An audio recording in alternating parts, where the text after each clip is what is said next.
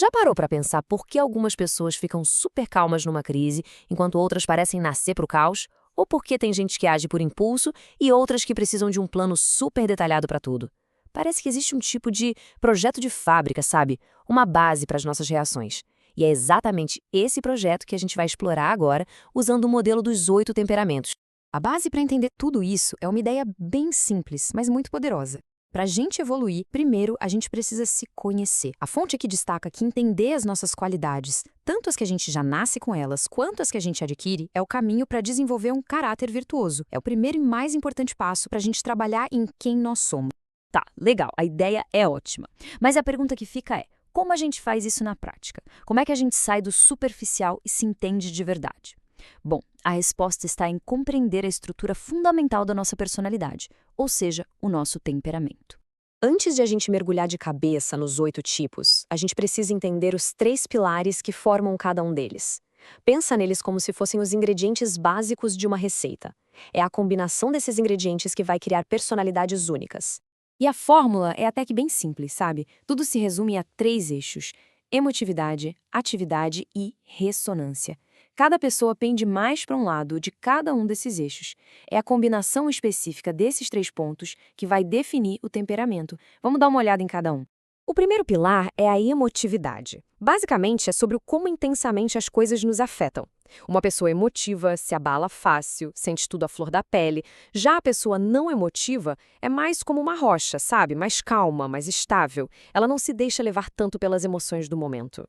O segundo pilar é a atividade. Aqui a questão é: a pessoa tem uma necessidade de agir, de colocar a mão na massa, ou ela prefere refletir bastante antes de fazer alguma coisa? Pessoas ativas precisam estar em movimento. As não ativas, por outro lado, planejam, consideram. A ação não é o primeiro impulso delas. E o terceiro, que é talvez o mais interessante, é a ressonância. Isso aqui mede o eco que as experiências deixam na gente. Imagina que alguém recebe uma crítica no trabalho.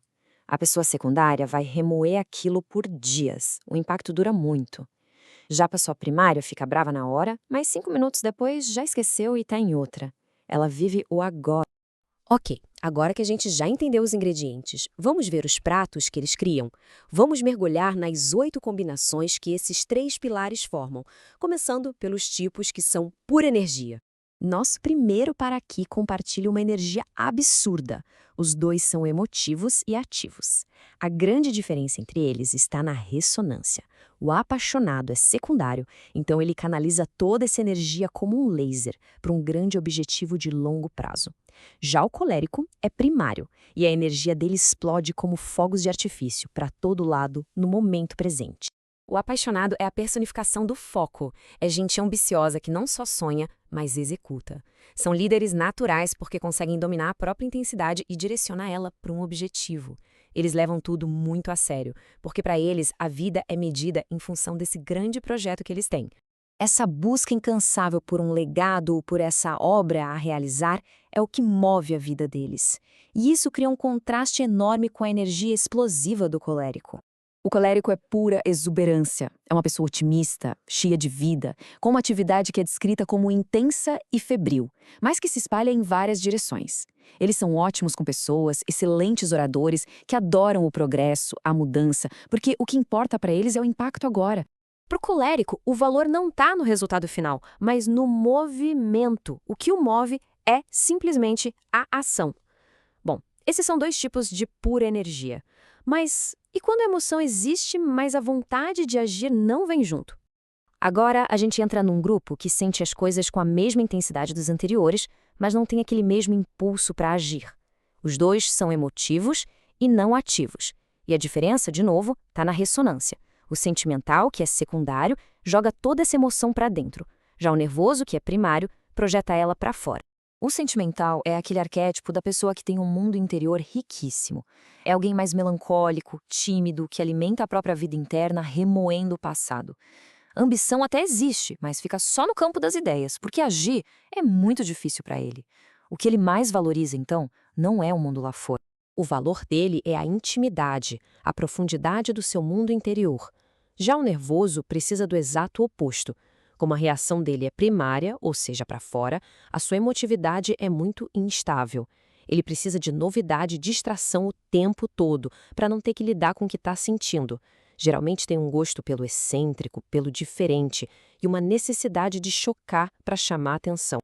Agora a gente deixa o drama das emoções de lado e entra no território da eficiência e da calma.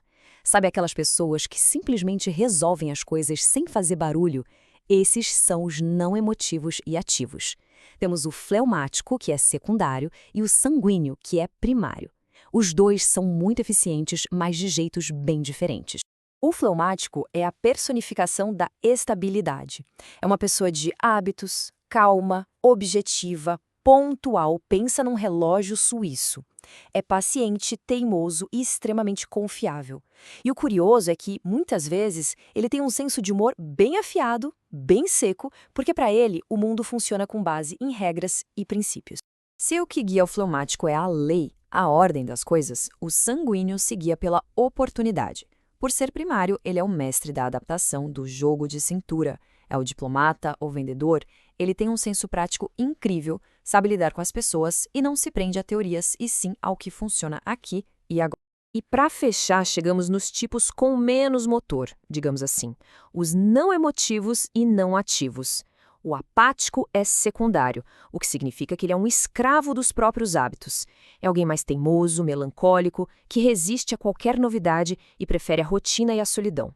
Seu par, o amorfo, também tem pouca energia, mas por ser primário é muito mais flexível e negligente. É a pessoa do deixa para amanhã, que evita esforço e busca o prazer imediato. E bom, depois de passar por todos esses perfis, a gente chega ao ponto central de toda essa conversa, o autoconhecimento. E aqui está o pulo do gato. A ideia não é, de jeito nenhum, usar isso para rotular ou colocar as pessoas em caixinhas. A fonte deixa bem claro: conhecer o temperamento é só o primeiro passo. É o ponto de partida para entender nossas tendências naturais, as boas e as ruins, e a partir daí, trabalhar para construir um caráter mais forte e virtuoso. Pensa nesse sistema não como um destino, mas como um mapa.